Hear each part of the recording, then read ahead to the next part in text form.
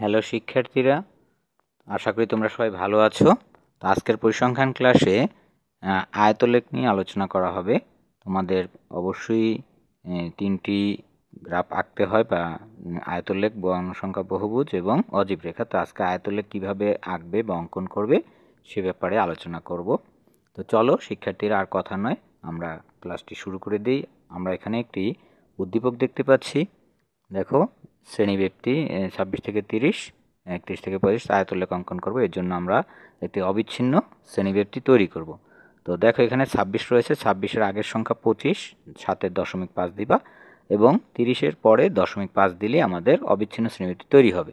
একইভাবে 31-এর আগের সংখ্যা 30, 0.5 এবং 35, 0.5, 36-এর আগের সংখ্যা 35, 0.5, এভাবে প্রত্যেকটি ঘর পূরণ করবে। তো আমরা গ্রাফ কাগজে এক্স ও এক্স ড্যাশ হলো এক্স অক্ষ এবং ওয়াই ও ওয়াই ড্যাশ হলো ওয়াই অক্ষ। এক্স অক্ষে অবিচ্ছিন্ন শ্রেণীব্যাপ্তি এবং ওয়াই অক্ষে গণসংখ্যা বসে আয়তলেখ অঙ্কন করব। তো চলো আমরা একটি গ্রাফ কাগজ নেই। তো আমরা এখানে একটি গ্রাফ কাগজ নিলাম। দেখো, গ্রাফ কাগজে একটি নীল দাগ এবং একটি সবুজ দাগ রয়েছে। এই দুটি দাগ দেওয়ার অর্থ হচ্ছে আমরা এখানে নীল দাগ দ্বারা এক্স ও এক্স ড্যাশ এক্স অক্ষকে প্রকাশ করেছি এবং ওয়াই ও ওয়াই ড্যাশ আমরা প্রকাশ করব সবুজ দাগ দ্বারা। তো অবিচ্ছিন্ন শ্রেণীব্যাপ্তি বসালাম আমরা এক্স ও এক্স ড্যাশ অক্ষে বা এক্স অক্ষে এবং ওয়াই ও ওয়াই ড্যাশের কেন্দ্র এটা আমি নীল বিন্দু দিয়ে চিহ্নিত করলাম।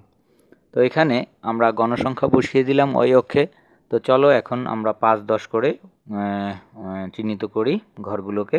5, 10 ওয়াই অক্ষের ঘরগুলোকে আমরা চিহ্নিত করতেছি। 15 এবং আমরা পরবর্তী 5 ঘর পরে 20। আমরা এখন 20-এ বিন্দু দিলাম। তবে এভাবে তোমরা বিন্দুগুলো দিবে।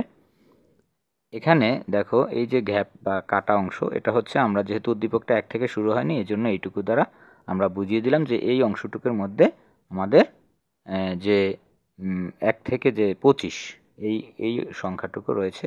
তো আমরা এখানে অবিচ্ছিন্ন শ্রেণীব্যাপ্তিটা বসাবো ওয়াই অক্ষে। দেখো, তাহলে এইখান থেকে আমরা শুরু করি। 6টা ঘর আমাদের অবিচ্ছিন্ন শ্রেণীব্যাপ্তি কিন্তু 6, একটু আগে তোমরা দেখতে পেয়েছো।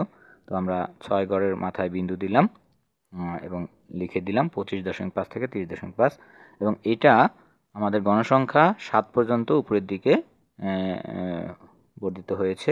দেখো, এখানে গণসংখ্যা 7 রয়েছে, তাই আমি 7 পর্যন্ত আয়তলেখটি অঙ্কন করলাম। তো তোমরা আশা করি একটি আয়তলেখ ভালোভাবে বুঝতে পারলেই পরবর্তী আয়তলেখগুলো আঁকতে পারবে। একইভাবে দেখো, 6টি ঘরের গণার পরে বিন্দু দিলাম।